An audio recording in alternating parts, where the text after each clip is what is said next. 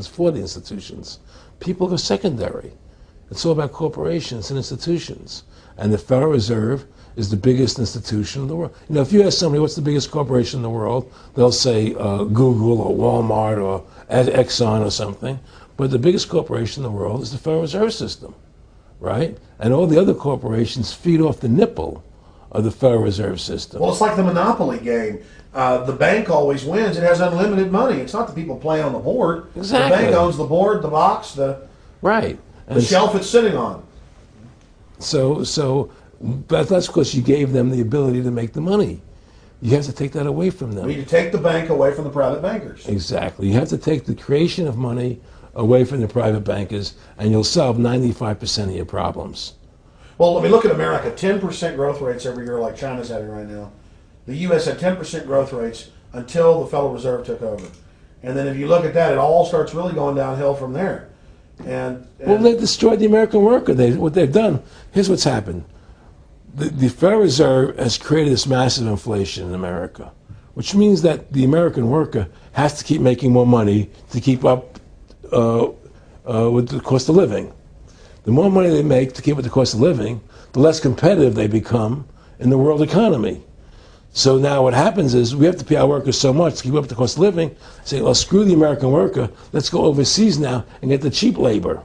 But really, that's a war being waged against the middle class. Of course, the bankers print the money. Really, this is a war being waged against the middle class. The bankers print the money. Everything they're doing is about destroying any private pools of wealth or independence. Yeah, but what I'm trying to say is, because of the inflation that they've created, they've now allowed other countries to outcompete us.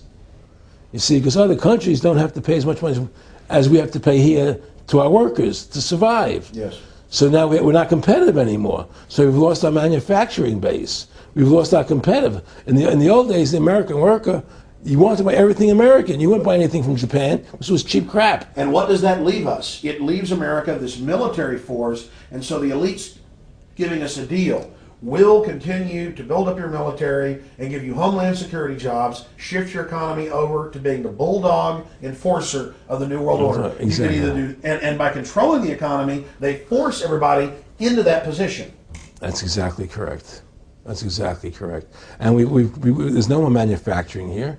We're a service economy. We do nothing. We provide nothing. We provide nothing to the rest of the world anymore. Well, first of all, Freedom to Fascism is a movie that everybody should see, because we show the fraud of the income tax. We show how judges put people in jail for no reason.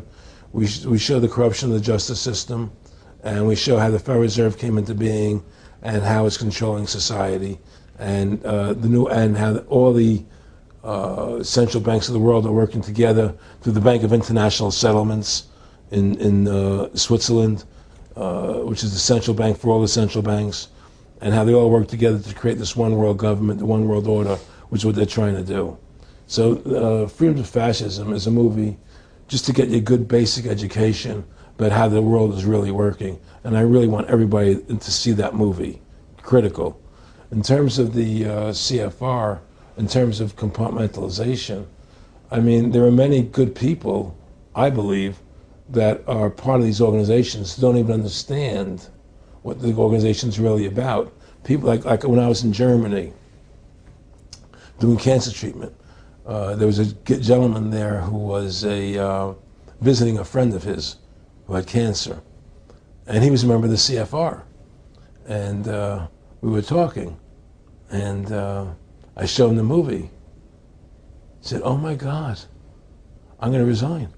I had no idea this was what the CFR was about." He had no idea. He was just a nice guy who thought he was in this prestigious organization. Yeah, a lot of it's about getting good people, and so you can watch them. Keep your friends close, your enemies closer. Well, no, it wasn't even that. It was, well, a lot of people join the CFR because they think it's a prestigious organization. It'll help them in business, make good business contacts. They didn't have an understanding that the CFR is really about world domination, about how they and the Trilateral Commission, the Bilderbergers all work together, the banks to control the people. A lot of them don't understand that. They don't see the big picture.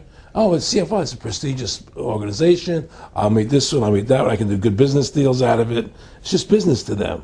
The CFR wants to get the people in there that have influence and power, you know, and so they're part of that. So they're not opposing them, you know. It's like the whole country today is becoming the haves and have-nots.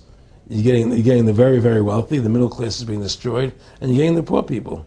Isn't this just a slick mafia that took over and uses fancy PR? Well, you can call it mafia, you call it whatever you want, but it's definitely a criminal organization. There's no question about it. But it's a criminal organization that has prestige, you know, that appears to have what's the word I'm looking for? Class, style. You know, it's like, you know, respected. It's respected. People don't look at it as being a criminal organization. That's what a great job they've done. You know, people look at Alan Greenspan as being a hero. You know, the maestro. Money's a funny thing. You know, I was talking to Michael Eisner one day, and I said to Michael, you may have $1 billion, Michael, but they're all dollars. You know, if the dollar goes bad, how much money are you going to have? You know, and that's the thing. You know, everything is denominated in dollars. Everybody thinks in terms of dollars, but the dollar has no value. And then someday it's everything returns to the mean. Well, really, the whole universe, financial universe we live in, is a matrix fraud. Yes, it is. And that's why it's going to come crashing at some point. And they're going to try and hold it up as long as they can. I mean, whenever they want to manipulate the markets, they can. If they want to send the price to go down lower, they can. If they want to send the stock market up, they can. They do that. There's no more free markets. You don't live in a society where free markets rule anymore. You don't live in a capitalistic society. You know. But meanwhile, they say it's capitalistic right. and free market all day, when really they're waging war financially and politically. Exactly right. Aaron Russo, I want to thank you for this interview. Anything else you want to add? No, I'm happy to do it for you. How about your website? My website, freedomtofascism.com. Go over there, take a look at it. You know, but just folks, all I can say is, take our country back, restore the Constitution. Don't let these bankers do this to us anymore. Stand up. Don't be afraid of them. And do what you got to do, And I have plans in the works. And when I get over my problems, we'll reveal them, And well, I'll be supportive of that. Thank you, Alex. And listen, you've done a great job alerting people to the truth. And don't. In other words, don't be afraid to be ridiculed by these people. If 9/11 was a phony, and I know it was, then stand up and say it's a phony. Don't be scared to tell the truth. Don't allow their powers of trying to make you look silly to frighten you. What did you think of what Charlie Sheen did? I love what Charlie Sheen did. I was so respectful of what he did. I just applauded him. People saw right through that attack. They flipped a light switch when they went after him. Yeah, but they don't. You see, the thing is that more people don't come out and do it. To build that wave. Charlie did it. I'm really proud of the guy. David Lynch did. But the media was smart and didn't bite this time. Right. I mean, a few people have, but they're not picking up on it because they control the media. James Brolin did on The View. I heard that as well. But again, they're not picking up. Barbara Walters looked like she's about to have a heart attack. But they don't pick up on it. You see, they don't allow it to go anywhere. It comes if someone says something, they let it die. But they keep perpetuating, the war on terrorism. They keep perpetuating all these things that are lies. And because we've given the Federal Reserve the money-making power, they control the media, they control the government, and they're all in bed together. So you're fighting all this propaganda all the time. And it's a very difficult fight.